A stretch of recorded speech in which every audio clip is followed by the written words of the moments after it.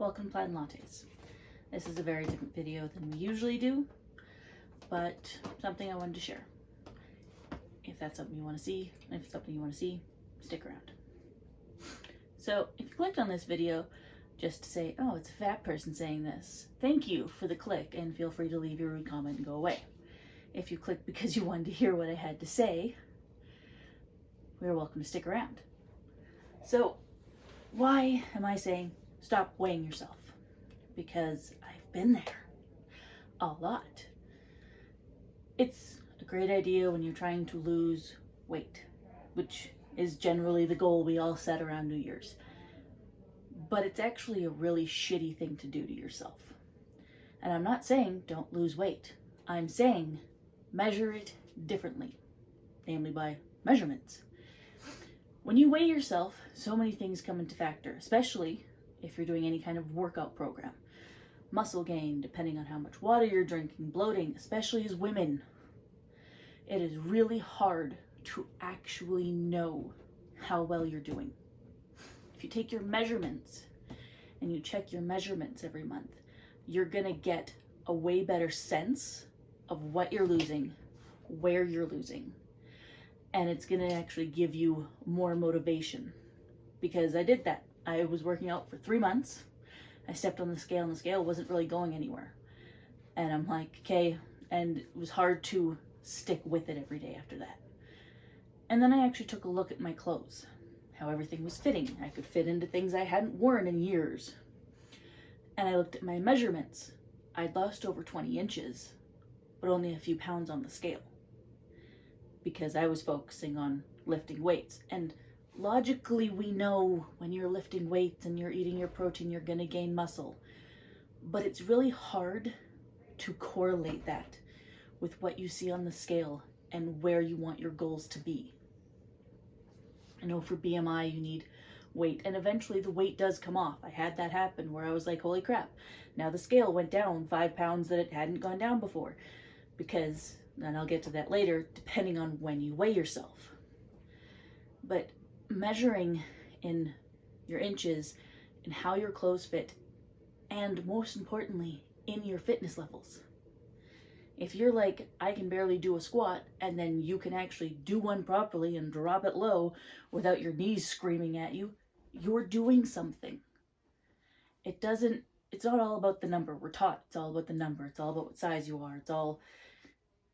In reality, is your goal to lose weight or to get healthy? If your goal is to get healthy, you need to measure what you're doing based on how you're going about it. If you're just eating in a calorie deficit, you may rely more on the scale. I don't know for that, because just calorie deficit doesn't work for me. I need an actual workout program. And I was going somewhere with that. Yes. And so that one I can't speak to personally. I've done random diets and stuff that never really work great for me for different reasons. So if your goal is just eating less to weigh less, this might not apply to you. And in that case, I hope that it works out for you, really and truly. If you are adding any kind of workout, even if it's just cardio, you're still gonna gain muscle. And you're also going to swell in certain places depending on what you're doing. And if you, like me, have lipedema, which, if you don't know what that is, I'll link below to the site. It's a fat disorder, but it's not why I'm fat. I'm not saying, oh, I'm fat because of this. No, it's a swelling issue. And it also means that your fat is painful, which I can do a whole nother video on how shitty that is. But it means that it's really hard to lose weight in your legs. But I have personally found the more I'm building muscle in my legs, the better that is. But it still means weighing yourself is gonna suck, because you're not gonna be losing the same amount somebody else is. So I will link below if you want more information on that. It is a disorder that namely affects women. And if you find you have really big legs and not so gracious bust, you might be one of us. Welcome to the club, it sucks. Anyway, on to when you do want to weigh on the scale. As with women, when we have periods and all that stuff, my best suggestion that I have found personally is if you do want to weigh, do it a week after you've had your cycle, and make sure the day or two before you severely limit your salt intake, because we bloat. And I find that does give you your most accurate weight, and weigh first thing in the morning, and if you can, buck naked. And then you get where you actually are. But even that, I would suggest doing maybe once every 3 months, just to see where you're at. I know that you're like, I want to see where the goals are, what I'm doing, how great I'm doing. That's not going to show you that. Doing your measurements, paying attention to your clothes, paying attention to you. And I know when you're starting out losing weight, you don't really always want to look at yourself. Sitting there one day, I'm like, what the hell is wrong with my leg? There's a dent in my leg. Of course, I'm like, did I do something wrong? Did I break something? I'm like, it doesn't hurt. And I'm like, oh, no one ever talks about when you lose weight, you don't actually shrink like this. It's like, if you ever saw Doctor Who, little adipose popping off. Little dimples will be there that weren't before. Pay attention to that in yourself. If you notice a dent in your leg, that's because you've lost weight there. And it doesn't just, graciously come off. Your body's going to look weird when you're losing weight. But that's a good thing, because you're putting in the effort, and it's, caterpillar goes into a cocoon, which is really ugly, before it becomes the butterfly. It's just your cocoon stage when you're working out and you're shedding all the weight and building muscle and getting healthier. Point is we all get trapped into this. You gotta weigh yourself and be this weight and do this. And when you don't see the results, it's really hard to keep going. So you gotta find a different way to notice the results. You have to give yourself that grace, that, I want to say inspiration, but I feel like that's the wrong word there. But that motivation to keep going isn't necessarily going to come from the scale. It's going to come from how other things are working. When you go up in a weight, don't weigh yourself right away. Because as you're going up and lifting weights, you're going to build muscle. Muscle weighs more than fat, but takes up less space. That's one of those things people don't mention, is they're like, well, muscle weighs more than fat. But it takes up less space. Pay attention to your inches.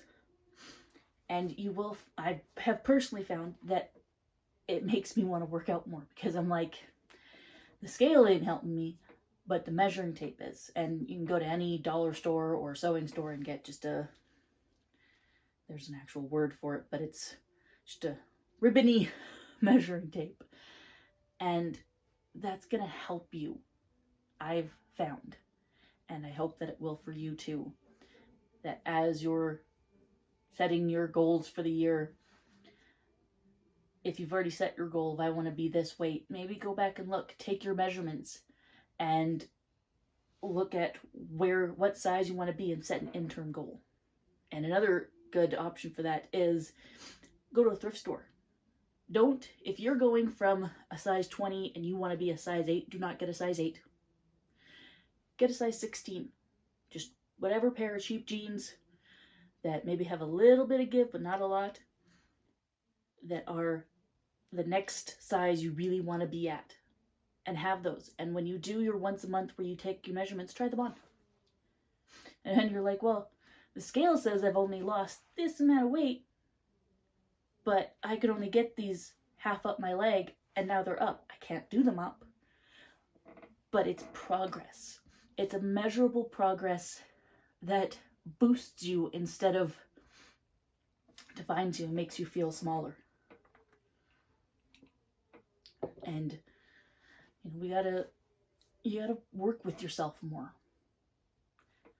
So I know that's not a lot. If you want something different or on the same subject, or if you want to know how my stuff's going, feel free to leave a comment. Like I said, this isn't normally what this channel is. We do more cooking and crafts, and there may be some interesting hair video coming out soon. And You know, if you want to stick around, feel free to like and subscribe. Otherwise, I hope this video helped you and helped you on your journey this year or next year or whenever you're seeing this, to just take your time. Don't focus on the arbitrary number on the scale. Focus on how much better you're doing. Till next time, stay caffeinated, stay cozy.